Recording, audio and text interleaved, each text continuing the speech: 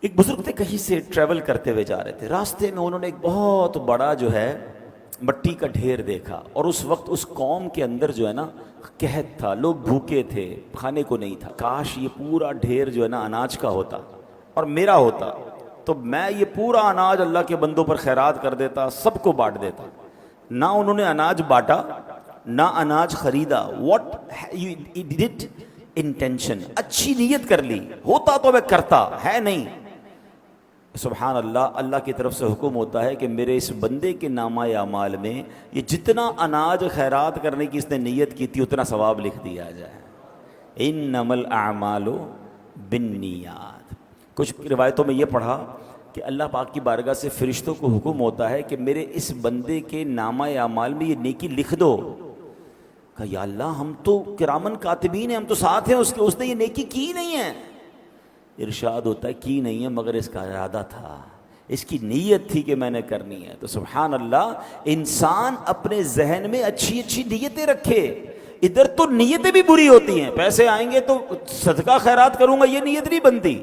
پیسے آئیں گے تو فلاں خواہش پوری کروں گا، فلاں غلط کام کروں گا۔ معاذ اللہ، انسان آج کے دور میں بری نیتیں کرتا جا رہا ہے۔ ہونا یہ چاہیے کہ بندہ نیت کرے، اللہ تو جب مال دے گا میں بھی قربانی کروں گا اور بہترین جانور تیری راہ میں کروں گا۔ اے اللہ جب تو مال دے گا میں بھی حج کروں گا، ابھی نہیں ہے میرے پاس۔ اے اللہ جب اسباب ہوں گے میں بھی بار بار مدینے جاؤں گا۔ اے پروردگار اگر مجھے کچھ ملا تو میں غریبوں کی مدد کروں گا، فلاں چیز مجھے مل گئی تو میں اس کے ذریعے یہ والی نیکی کروں گا۔ یہ ہے اچھی نیتیں۔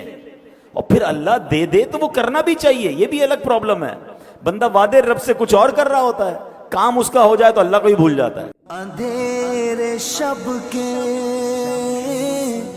کیے ہیں رسوا، اجالے دن کے کیے ہیں گہنا۔ اللہ سے کتنے وعدے کیے ہوں گے ہم نے، یا اللہ میرا یہ مسئلہ حل کر دے پھر نماز نہیں چھوڑوں گا، یا اللہ یہ مسئلہ حل ہو جائے پھر میں اتنے خیرات کروں گا، میں اتنے غریبوں کی مدد کروں۔ جیسے ہی مسئلہ حل ہوا بندہ ہی غائب۔ ہمارے ساتھ تو کبھی کبھی ہوتا ہے نا، مسجد میں اچانک کوئی بندہ نظر آنے لگ جاتا ہے، پورا سال نظر نہیں آتا، اچانک نظر آ جاتا ہے، سر پہ ٹوپی، ہاتھ میں تسبیح۔ خیریت تو ہے بھائی؟